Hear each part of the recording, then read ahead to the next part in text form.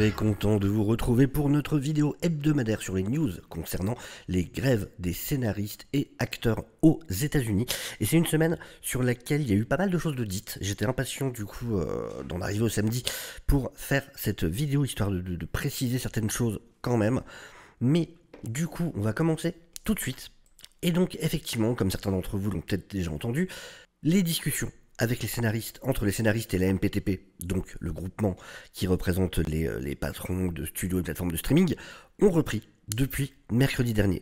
Ça s'était arrêté sur une très mauvaise note, c'était le 18 ou le 22, 18 je crois, quand il y avait eu cette réunion où certains des CEO, justement, certains des patrons étaient venus en personne, mais en gros, on avait appris que c'était plutôt dans le but de leur faire la morale, de faire la morale aux représentants des scénaristes, plutôt que vraiment pour discuter. En gros, pour leur dire, bah alors les loulous, vous devriez quand même accepter ce qu'on vous donne, vous devriez être contents, dis donc. Et bon, évidemment, c'était très mal passé. Et en plus, 20 minutes après la fin de la réunion, la MPTP avait rendu public toutes les propositions qui avaient été faites. Alors que normalement les discussions devaient rester privées, et voilà, dans un but de diviser du côté des scénaristes, du côté des grévistes, ils avaient décidé de rendre tout ça public.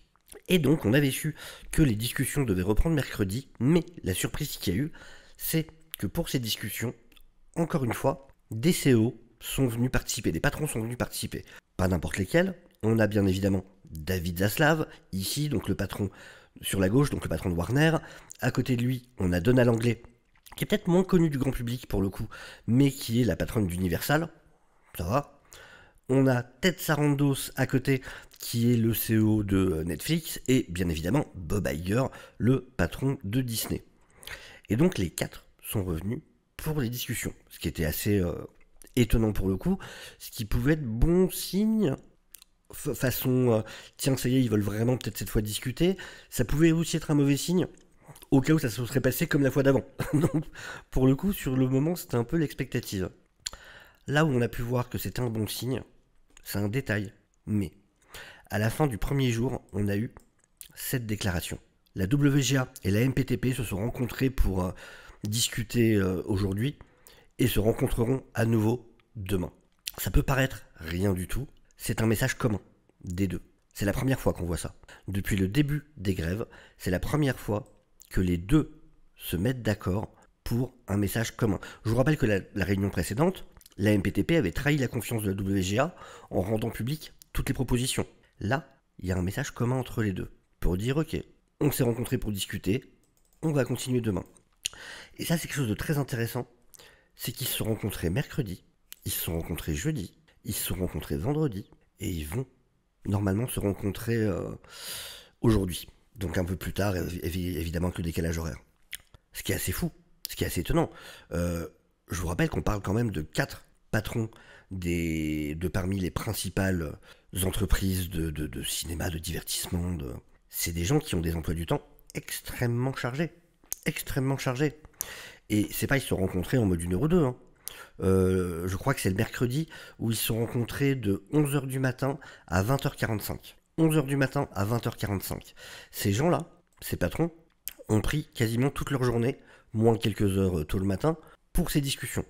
Donc ça montre quand même qu'il est en train de se passer quelque chose en réalité. Et d'ailleurs, voilà, c'est dit ici, plus de 8 heures de discussion directe avec Ted Sarandos, Donna Langley, David Zaslav et Bob Iger. Ils ont juste pris une petite pause avant de retourner aux discussions. Et c'est énorme. Et d'ailleurs, ce qui est dit là, c'est que la dernière fois que ça s'est passé comme ça, que les patrons vraiment ont participé aux discussions et sur d'aussi nombreuses heures, pour les grèves de 2017, justement, c'était l'approche de la fin de la grève. On va attendre de voir, hein, mais c'est un signe en tout cas qui est plutôt prometteur. Après, cette semaine, il y a eu beaucoup de rumeurs sur le fait que ça y est, les grèves allaient être finies. Demain ça va reprendre le boulot, tout ça. Ça va pas être si simple, hein. Même si là, effectivement, les discussions ont repris de manière plutôt, comment dire, ça prête plutôt à confiance. Mais il faut bien comprendre que d'une, là, il semblerait que tout n'est pas encore, ils sont pas encore mis d'accord sur tout. Par exemple, sur l'IA, il semblerait qu'il y a encore il y a encore des désaccords. Sur la partie sur les tailles minimum de Writing Room, ça veut dire en gros, les scénaristes voudraient qu'il y ait un minimum requis. Ça veut dire que par exemple, pour une série, vous deviez embaucher un nombre minimum de scénaristes. Pour plusieurs raisons. Pour déjà donner du boulot à un peu plus de monde, aussi pour éviter que, par souci d'économie, on soit sur un minimum qui ne permette pas du travail correct, et aussi parce que dans chaque writing room, il y a une sorte de hiérarchie, et il faut quand même un certain nombre de scénaristes pour permettre à des débutants ou à des mids de pouvoir grimper petit à petit les échelons jusqu'à pouvoir devenir showrunner. Et donc moins on a de scénaristes, moins il y a de possibilités pour des scénaristes de pouvoir gagner en expérience et en échelon au fil des années. Le problème en face, qui pour le coup est compréhensible aussi, c'est que le fait d'imposer un minimum dans les tailles de groupes de scénaristes, c'est qu'il y a certains scénaristes qui ne travaillent pas comme ça. Regardez par exemple Andor, bah c'est Tony Gilroy qui a écrit la série. Il y a des gens comme Sheridan, il y a des gens qui ne veulent pas en fait avoir des grandes salles avec d'autres scénaristes. Donc c'est vrai que c'est des discussions que je peux comprendre. Les deux ont de bons arguments pour le coup, mais voilà, le débat est pour le coup compréhensible. Et donc voilà, on nous dit encore ici, donc là on nous dit que la WG a confirmé que le week-end aussi, il y aurait des discussions avec les CEO. Donc là cet article date d'après la discussion de vendredi, donc après déjà 3 jours de négociation. Et oui, ce que je voulais vous rappeler aussi, c'est que même une fois qu'ils se seront mis d'accord, qu'ils auront trouvé des solutions sur les quelques points de désaccord les plus importants, faut pas oublier que tout ça doit être rédigé en langage contractuel, ce qui est un langage très spécifique.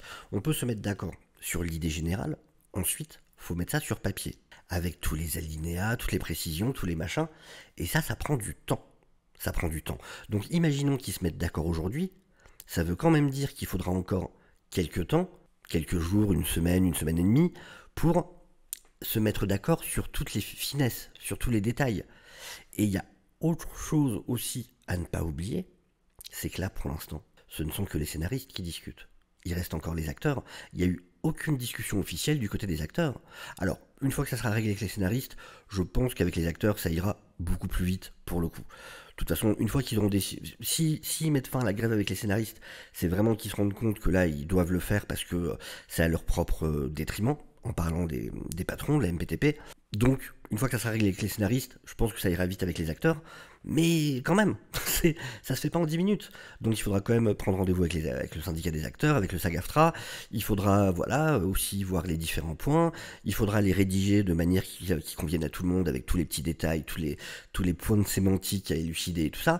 Donc voilà, ça va être, même si aujourd'hui ils décident que c'est bon, c'est réglé, en réalité, ça va prendre un petit peu de temps derrière. Donc voilà, ça va pas retourner au boulot dès demain. Faut pas penser ça. Donc voilà, quand je voyais, ça y est, demain tout le monde repart au travail, non. Même dans le cas où ils se mettent d'accord, non, pas demain. Et donc voilà, ça dit que même si pour l'instant rien n'a été gravé dans la pierre, il semblerait que Bob Iger, Donald Langley, Ted Sarandos et David Zaslav et les autres principaux qui étaient là, donc voilà, sont prêts à se revoir le week-end. Et en fait, il semblerait qu'ils se rencontreraient peut-être même pour le coup demain. En fait, le but, ça serait de réussir à finir les discussions d'ici à dimanche au coucher du soleil. Parce qu'il y a la fête de Yom Kippour, et ils voudraient que ça puisse être réglé avant. C'est une espèce de limites qui sont fixées, il semblerait, mais est-ce qu'ils y arriveront? C'est encore autre chose. Mais en tout cas, ils voudraient que ça puisse être réglé avant Yom Kippour, qui est une fête juive.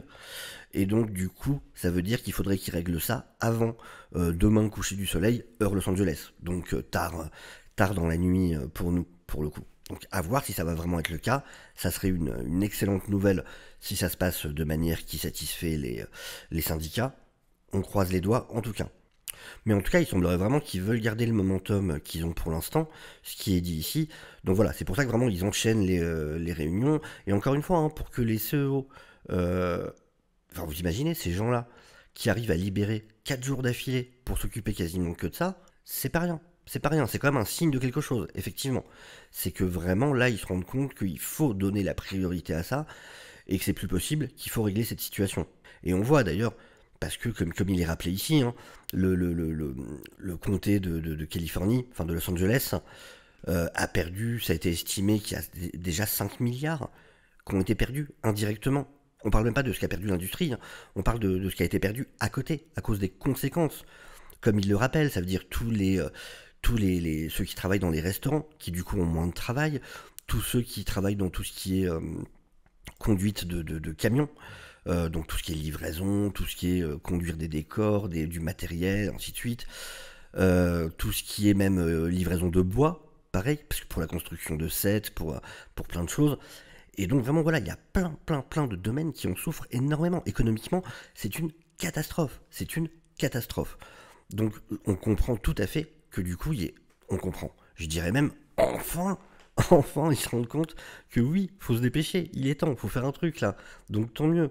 Là, alors juste qu'il y avait cette liste, et juste pour vous montrer quand même, parce qu'on parle beaucoup des grèves et tout ça, rappelez-vous, j'en avais déjà parlé, qu'il y a ces exceptions qui sont faites. C'est-à-dire que si vous faites partie d'un studio qui n'est pas membre de la MPTP et que vous êtes prêt à accepter les conditions des syndicats, vous avez une sorte de comment on appelle ça, de papier qui dit que vous pouvez faire votre film. Une dérogation, voilà, une dérogation. Et donc, juste pour vous montrer ce que je trouvais comme ça impressionnant, il y a quand même tous ces films-là, tout ce que je vous montre là, c'est des films qui sont tournés en ce moment. Et là, c'est que les films, hein. Il n'y a pas le reste. Tout ça, là on est encore au dé. Donc il y a quand même tout. Ça montre quand même que c'est possible d'accepter ces contrats, mine de rien. On va pas me faire croire que c'est les grosses sociétés qui ne le peuvent pas. Et voilà, regardez. Hop, tout ça, ce sont des films en tournage en ce moment. Donc pour montrer que tout n'est quand même pas à l'arrêt. Alors évidemment, dedans, c'est pas les gros blockbusters, parce que ceux-là sont faits par les studios. Mais voilà, il y a quand même en tout cas un paquet de choses. Et voilà, là c'est les séries à partir de là. Et il y a encore. Voilà, du coup il y en a beaucoup moins pour les séries. Il y a tout ça. Pour l'anecdote, du côté des grèves, on a encore pas mal de monde qui était présent cette semaine. On avait entre autres l'équipe de Sons of Anarchy, qu'on voit aussi ici de mémoire. Non, pas c'est ici. Il y avait une plus grosse photo avec tout le monde. Ah voilà. Donc voilà, l'équipe de Sons of Anarchy. On a l'équipe de Battlestar Galactica qui était aussi sur place avec Sam Witwer, d'ailleurs, on attend toujours de savoir quel rôle il aura dans Ahsoka. Voilà encore justement ouais, l'équipe de... Ah voilà, l'équipe de Sons of Anarchy. Beaucoup de monde encore, bah voilà, on le voit encore ici. Laura Dern, qui était présente aussi. Anya Taylor-Joy. Anya Taylor-Joy, qui était présente aussi. Enfin voilà, pas mal de monde encore. Il y a eu beaucoup de monde cette semaine, parce que justement les syndicats avaient demandé à être très présents pour justement faire pression, montrer aux côtés des patrons que justement ils étaient encore ensemble, ils étaient encore en force, et que voilà, ils n'étaient pas prêts de céder, et que du coup c'était au patron de le faire, donc voilà, ils avaient besoin d'être soutenus justement par les grévistes, par les acteurs et scénaristes, et effectivement, ça a été largement le cas cette semaine, avec beaucoup de monde de présents. Ce monsieur, c'est un certain Brian Lord. Brian Lord, c'est le patron d'une grosse agence, bah, déjà c'est un agent lui-même, et il est partenaire de l'agence CAA, qui est une grosse agence, c'est Creative Agency quelque chose, j'ai plus en tête, Creative Art Agency je crois que c'est ça, et qui dit, donc c'est un agent hyper connu dans la profession pour le coup, et en gros il dit que vraiment il faut aussi penser qu'il va y avoir une vraie guérison à mettre en place après les grèves. Même une fois que la grève sera finie, il y aura une vraie guérison à mettre en place, parce qu'il y a une énorme dissonance entre les exécutifs de studio d'un côté et les acteurs, scénaristes, créateurs de l'autre. Et vraiment, il explique qu'il y a un gros décalage qui s'est fait entre les deux, et qu'il va falloir le réparer, ça. Parce qu'effectivement, enfin, on voit bien ce qui a été dit d'un côté et de l'autre, on voit bien le ressentiment qu'il peut y avoir. Donc, ouais, il va y avoir du boulot à faire, parce que c'est des gens qui, justement, sont censés travailler ensemble et aller dans la même direction. Et entre autres, il parle du fait que... et c'est marrant, Kevin Feige, justement, on avait parlé ça, sur ce truc de terme content, donc le contenu. Et ça, les créatifs ne le supportent pas. Et donc, ouais, Thompson dit que le mot content et contenu est rude et misleading, comment dire, trompeur. Et du coup, il explique que, à cause de ce terme, faire des films ou des projets pour la télévision, ça a un peu l'air de remplir un canapé avec de la mousse en fait. C'est vraiment juste, ouais, voilà, c'est du contenu, mais c'est du contenu vraiment hein, dans un sens neutre et vague. C'est pas pour eux, c'est pas ça qu'ils font. En fait, c'est vraiment créer des œuvres, créer. Eux veulent, voilà, veulent que ce soit considéré comme un art. Et ça a toujours été compliqué ce rapport dans cette industrie. De toute façon, cette limite entre l'art et le business, et c'est les deux. Mais maintenant, quelle part prend chacun, c'est toujours très compliqué. Le problème, c'est que ces dernières années, très clairement, surtout dans les gros studios la partie business a largement pris le pas sur la partie vraiment créative. Et on voit bien que voilà, c'est le problème d'avoir des actionnaires, le problème de penser surtout en termes de dividendes. Et ça a causé beaucoup de problèmes de division entre les créatifs et les exécutifs. Alors pour l'anecdote, je ne savais pas que ça existait, mais du coup il semblerait qu'à cause justement de ce qui se passe des grèves, American French Film Festival, qui se déroule à LA, a dû annuler son édition de cette année. Et il semble que c'est quand même un assez gros festival pour le coup. Donc c'est ouais, un festival du film français à Los Angeles, qui en était à son, je crois que c'était sa 27e édition, quelque chose comme ça. Donc ce qui est quand même assez énorme. Ouais voilà, ça a commencé en 1996, mine de rien. Et donc le TAF, comme ils l'appellent, et donc ils ont dû annuler. Et il y a quand même du monde qui est passé pour le coup, hein. Jean-Jacques Hano, Arnaud Desplechin, Claire Denis, Ziad Douéry, Anne Fontaine, Nicole Garcia, Azanavicius, Mélanie Laurent, Maïwen, enfin vraiment Bertrand Tavernier. Et c'est un peu dommage du coup parce que c'est vraiment, il semblerait un festival qui permet quand même de, voilà, de présenter des films français, que des professionnels aux États-Unis en parlent, que de la presse en parle. Donc c'est vrai que c'est quelque chose quand même d'important, ce genre de vitrine. Mais bon, là, clairement, ça a dû être annulé. D'ailleurs, cette année, il devait présenter la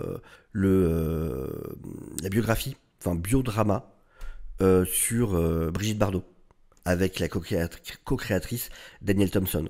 Alors par contre, ils donneront quand même la liste des gagnants du festival, mais il n'y aura pas d'événement. Ils vont quand même donner les noms, histoire de pas non plus totalement pénaliser les films qui avaient été nominés, mais voilà, ça en restera là pour le coup.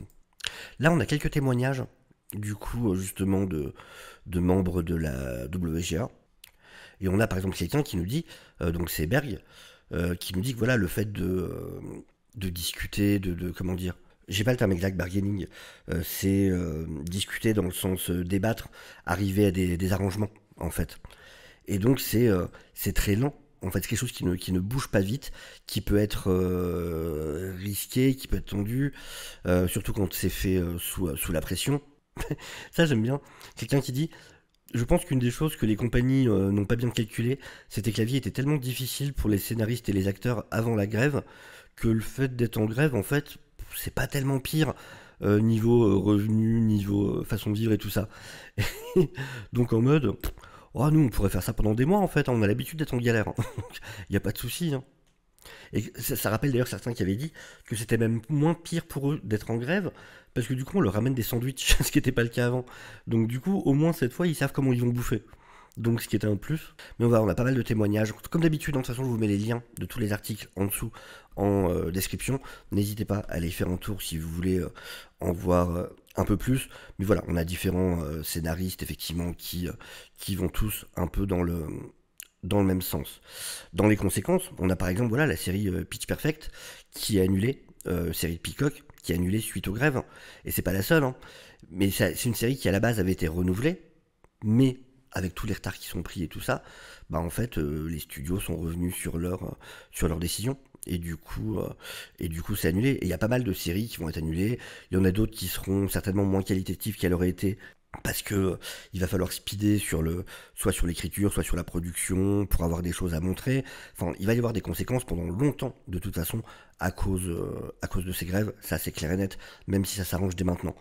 Et voilà, c'est bien, quand des gens font des trucs bien. Seth MacFarlane, qui a donné 5... Donc Seth MacFarlane, évidemment, entre autres, vous le connaissez pour Vie Orville, excellente série qu'il faut regarder.